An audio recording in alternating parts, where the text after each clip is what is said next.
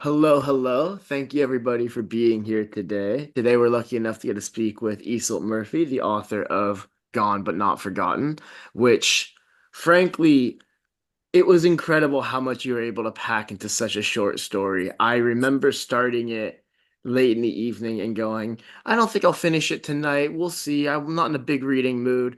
And then I was 15 pages in. I was like, nope, nope, this is getting this. I'm not going to bed until this is done. And then when it was done, it was followed up with, am I going to be going to bed after this? It was a really, really nice mystery. It was a nice back and forth. It had twists, it had drama, it had suspense, and it was one of those stories where a little bit of spoilers at the beginning. I want to reread it after knowing what happens to see kind of what lingering pieces were left throughout the process. But really just hats off to you. I we've been wanting to feature you as an author on YPQ for a while now because we read, I believe it was called All of Me, Yeah. a while back, and just fantastic work all around. So thank you again. Thank you very much.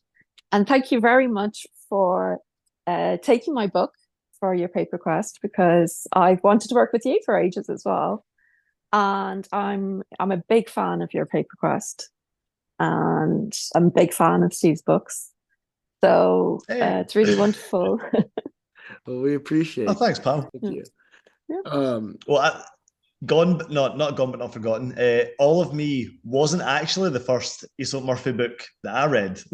Ooh. Ages ago, I put out a little thing saying, "Oh, could you send me anything or what is it, anyone that wants to send me a book?" And I believe you sent me the Hedgehogs one. Oh yeah. And I remember even back then thinking like I'm not vibing so much with the hedgehogs and stuff. Maybe it wasn't really my thing so much. I'm not the target audience, I'm sure. But I was like, this is really well done though. This is good. Like I need to keep an eye on this one. And then yeah, All of Me was horrifying. I remember when we read that. I'm sure Ryan messaged me and went, "Wow, yeah. Oh wow, wow. that's No, quite intense." as But when somebody I was looking into, yeah, on you I was go. just gonna say, as somebody who doesn't read much horror and doesn't watch any horror, it was cool to see horror that felt accessible to me and Oh didn't, yeah. it left me freaked out, but Mm, it was incredibly unique. It wasn't just mm. like what you see on TV or this or that, like gore and this and that. It was much more suspenseful, much more like the language you use and the pacing was really, really spot on. Oh wow, thank you very much. I'm glad to hear that. I try to, do things differently and it's really great to hear someone who isn't into horror, could appreciate it and find it accessible. And I think at the same time, it there's always something daunting for me going into like a 300 to 350 page horror book if it's not my genre. Mm, But with all of me being not all of me, sorry, Gone But Not Forgotten being I'm mm, looking at it now, 100, 110-ish pages, it mm. felt a lot more like it felt like a really, really good introduction for me. I think that novella length is perfect for horror. I mean, I do love, full length horror novels. I'm not saying that that isn't a really good choice as well. Mm. But I do think that horror really, really suits the novella length because the horror concept, it's some Oh no. punch. I'm so sorry. Oh, Issa, could you you could Did cut I you out there. repeat freeze? that? You froze Did for I cut just out? Oh, sorry about no, that. you're all right. We'll edit But it yeah, great. The thing about horror is that it packs a punch, and you want to have that idea and those characters and that darkness to make a huge impact. And sometimes you don't need a lot of words to make that impact and really linger with you. And in I the love same way that I writing think horror novellas for that.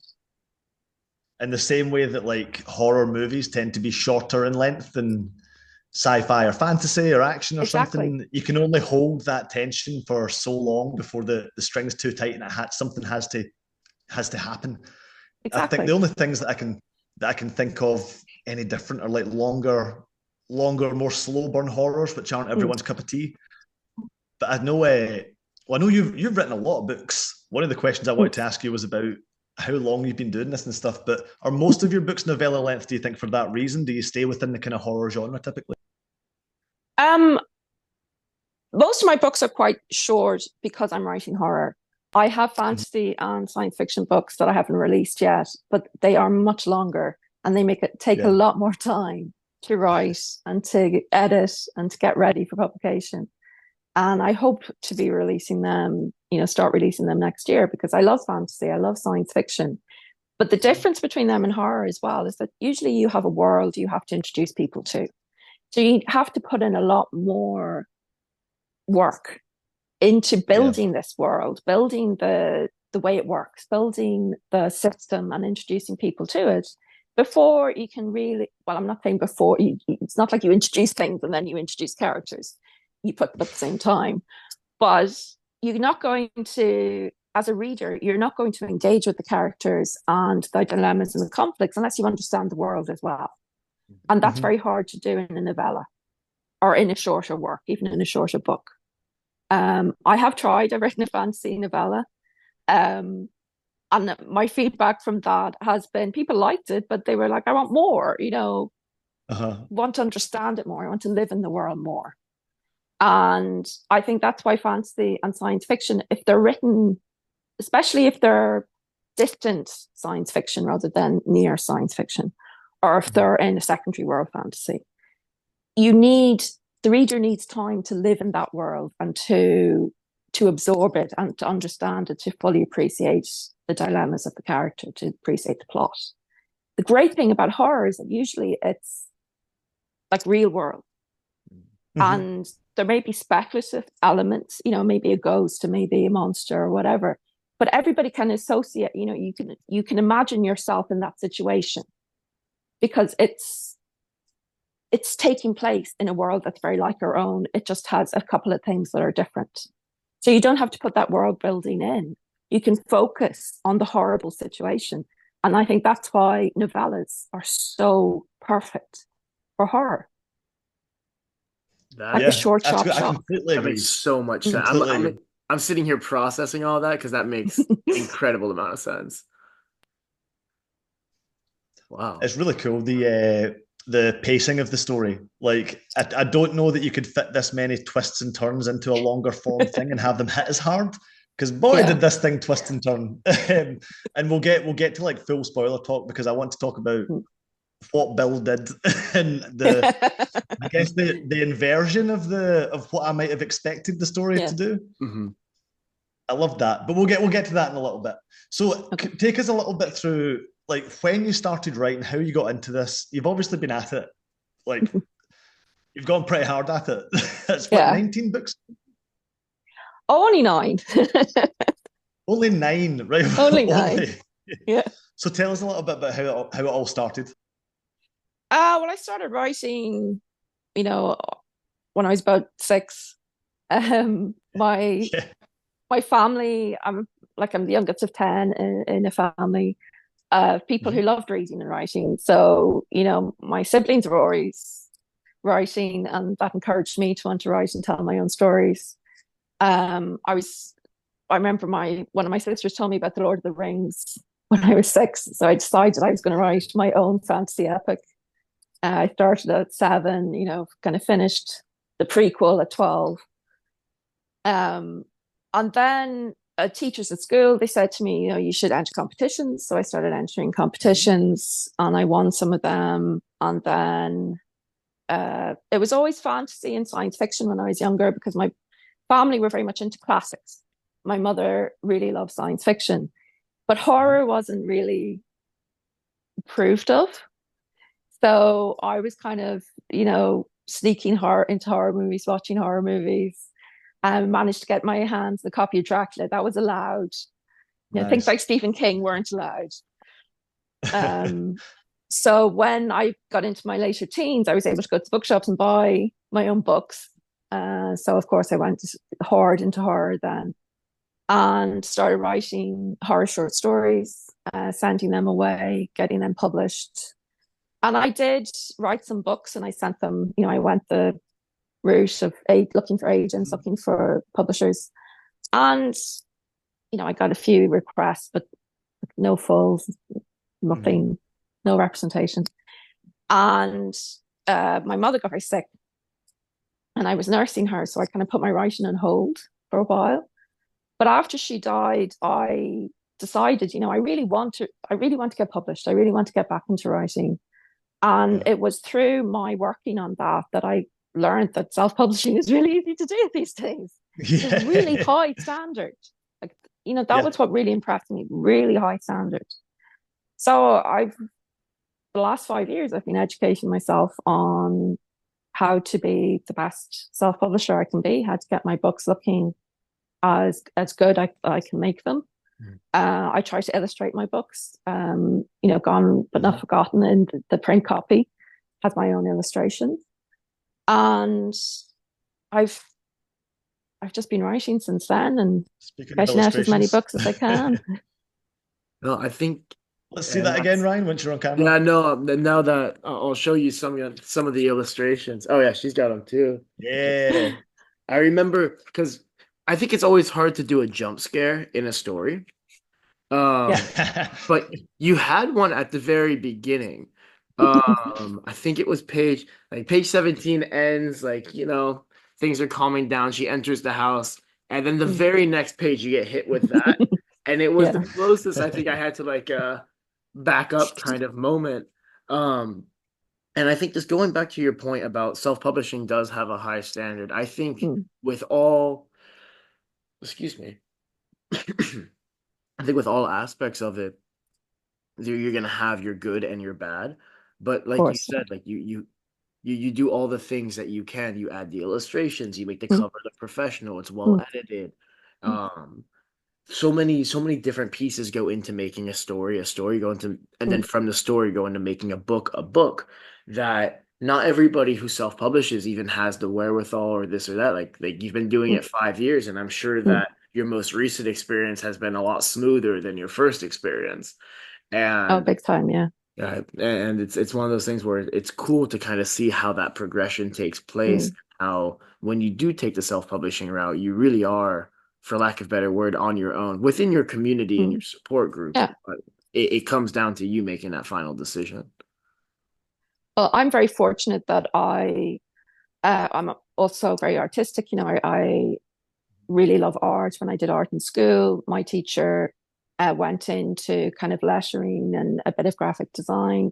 So I've always formatted my own books, but I went into huge research in how to format my book because I wanted to look a certain way.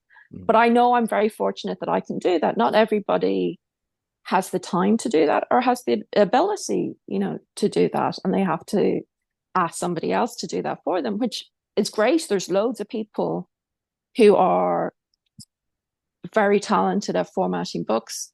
But obviously that you have to work with more people, it's more expensive, it takes more time. So I am very aware that I'm very fortunate that I can illustrate my books, that I can format them, that I can put them together, that I know I have an idea of what I want the book to look like. Mhm. And I'm also more aware now when I look at other books, if I see something, I go, oh, the way they've done the page numbering there is I really like that. Yeah. It's the little things, isn't it? It's the Yeah. small things you don't really realize. And then lo and behold, I've had a few times where I've gotten books printed and the page numbers I've messed up and they've been on the Mm. inside of the page instead of the outside of the page. And Yeah. you wouldn't Man, consider yeah. it until it's like, oh man, this stinks. Like, Yeah, exactly. You suddenly start noticing all these things that you haven't Mhm. really kind of been aware of before. And it's all There's those little details. You have to get all the little details right. And I know it's so much easier. I'm not saying that it's easy now, but it's so much easier now because I've done it 9 times. I've my next book's coming out next month. Um, nice. yeah, so it's still obviously it's still a lot of work, Mhm. but it's a little bit smoother coming in to the 10th book because I have my process in place. Yeah. I have my Yeah. checklist.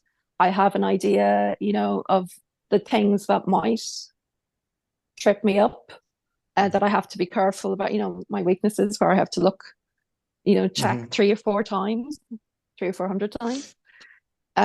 So it's a really steep learning curve, but it does get much smoother as you go on. Mhm. If you're anything like me, I'm sure that everything on the checklist is because you've done it yourself 100 times.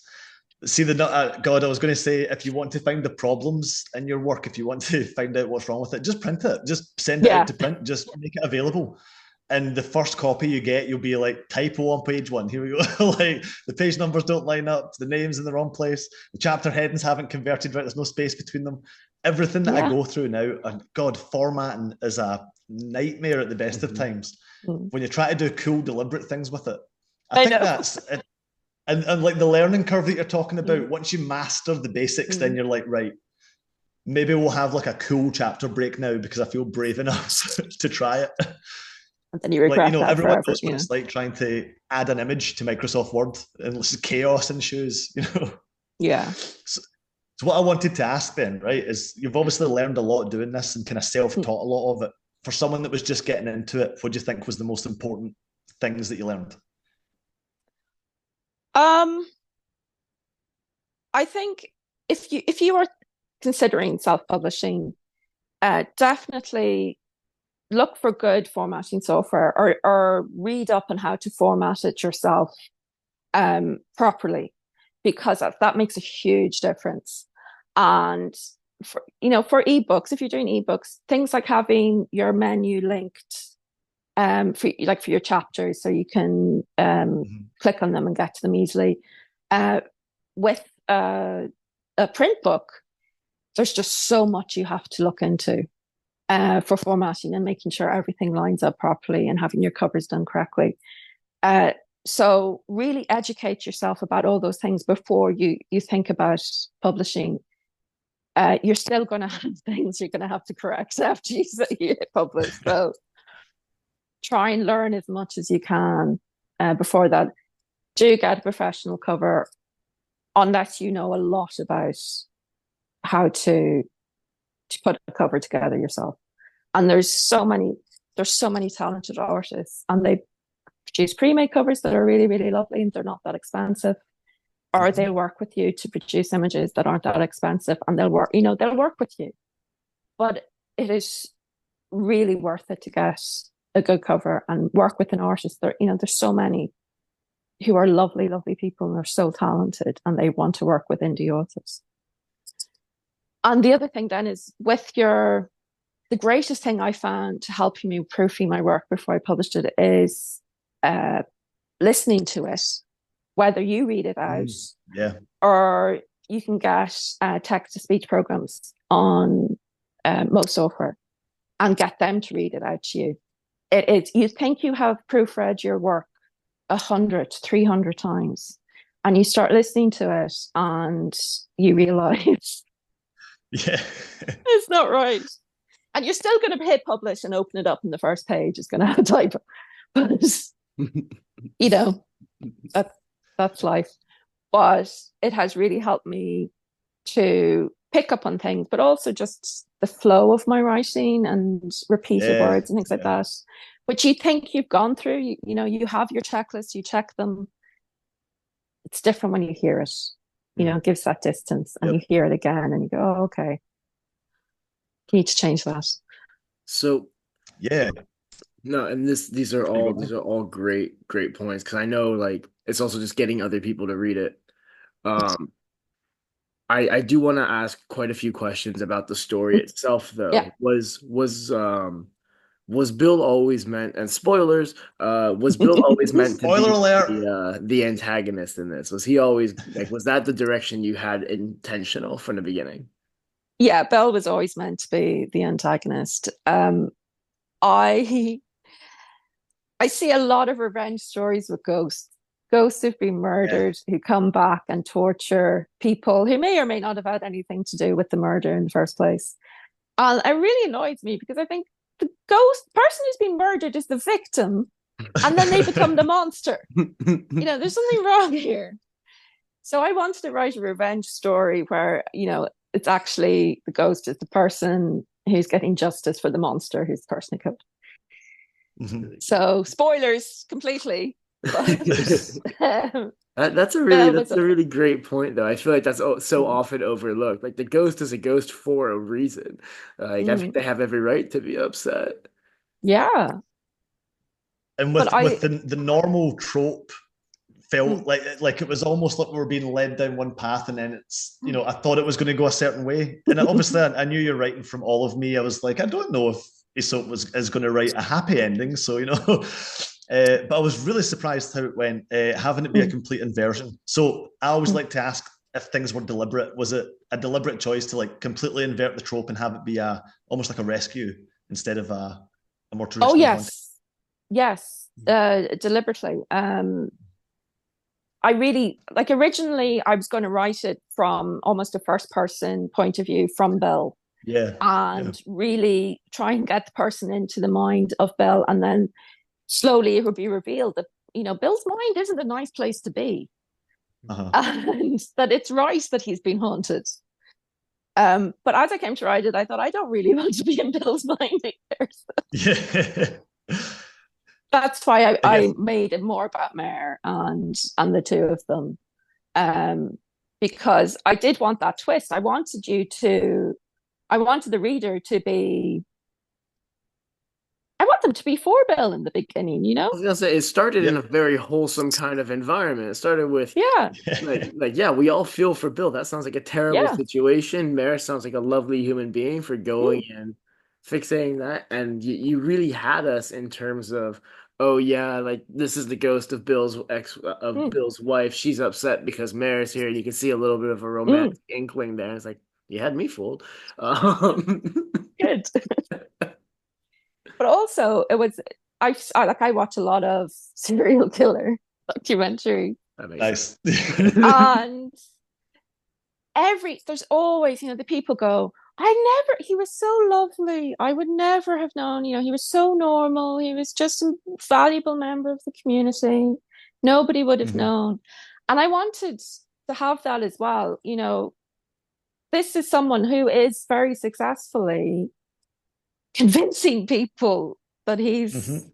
a nice guy. He's there to help. And I wanted to show that progression from somebody who you're like, oh yeah, oh no, that's terrible. Oh, a ghost. Oh, it's really scary. And to going, oh my God, what has he done? Yeah, because No wonder he's been haunted.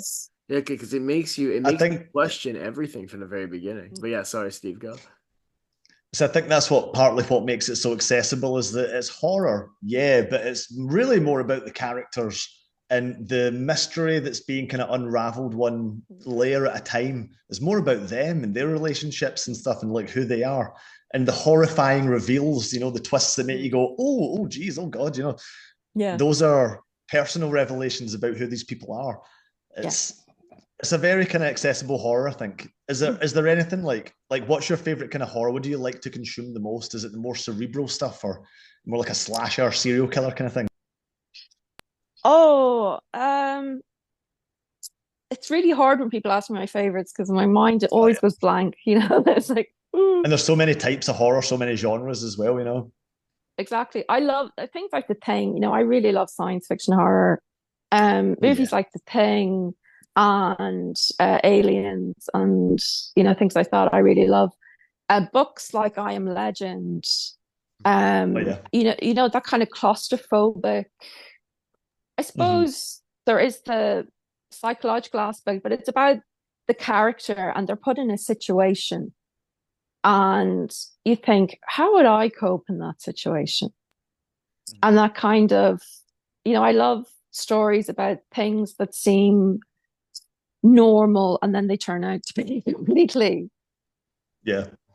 horrible. And, the people you think are nice are the monsters and people get Hmm. trapped. I love that kind of horror. Mhm.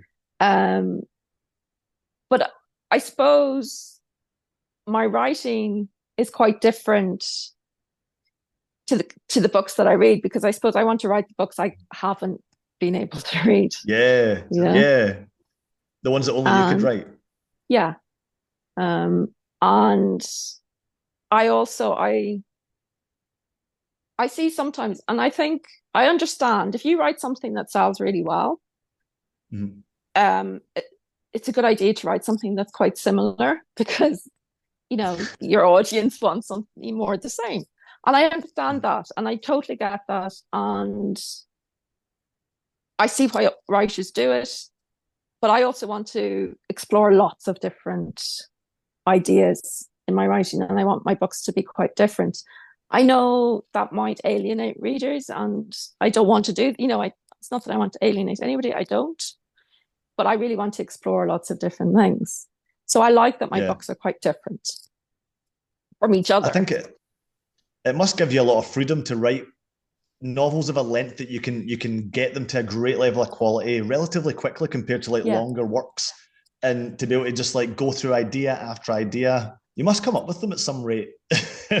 But Oh, I have so many ideas. I've just notebooks full of them. yeah. And I have, like, all my life, I've had the most intense nightmares. Oh yeah, Really, yeah. really vivid nightmares. And they've given me so many ideas. I mean, I don't think I'll ever Same. be able to write them all. Yeah. Yeah. It's a blessing and a curse. Exactly. I hate being this human being, but we have 2 minutes and 45 seconds Oh left. no. Um, but obviously there's so much that you've written, there's so much that you have to say, and there's so much we still want to talk about. If people liked Gone but Not Forgotten, which of your stories would you recommend they read next? I would say Hanging On, my Mm. Christmas horror novelette from last year. It has, I think it's most like Gone but Not Forgotten. So if you like Belle and Mary's story, I Mm. think you like Angelina's story. She's a 7-year-old who gets a message from a toy phone that says you're in danger. Oh. So Pulls, pulls no punches. exactly. I've got one really random short question, and I apologize. Um, which came first, the artwork or the story, or was it kind of Oh, semi the story. story? Okay. Yeah. I'm always curious about that because sometimes the artwork inspires the story, sometimes the story inspires the artwork. So it's really cool to see. I thought the No, artwork was the perfect match for like a book written to coincide with Halloween because the cover is just Halloween. That's the most on the oh, it's cover. brilliant, isn't it? It's Yeah. the pumpkin. Perfect. But at the Ship it. same time, like the art style itself, in terms of I know nothing about art, so I don't even want to butcher what type of pencils you used or whatnot, but the shading and the actual style really did fit the story, let alone what you actually drew. But I think it all was super fitting, and it wasn't just putting artwork in for the sake of putting artwork in. Like, personally, my It favorite reminded me of page. it reminded me of Spooky Scaries to Tell in the Dark. I think it is that Oh, I with the know the Yeah. ones horrifying that line were in art. high Yeah. school or middle school. Oh, Yeah. Yeah. I loved it. Oh Of God, we got less than a minute. Yeah, I know. course. Well, I'm glad you liked the pictures. The images came to me, after I'd written it, and I wanted Mm. to show them almost, like stills from a movie to Mhm. go with it. So I'm glad that that worked. No, and I think it was a really nice surprise for me because when I initially read the story, there was no images. So then when you Yeah. sent the file with the images, I'm like, oh my Mm. gosh, this is like Christmas. But yeah, so we will add links to your website in the description. And please, if you liked Gone But Not Forgotten, go check out the rest of Easel's works. It's a fantastic story. It's a fantastic author. Thank you again. Gone But Not Forgotten by Iseult Murphy. And stay scary.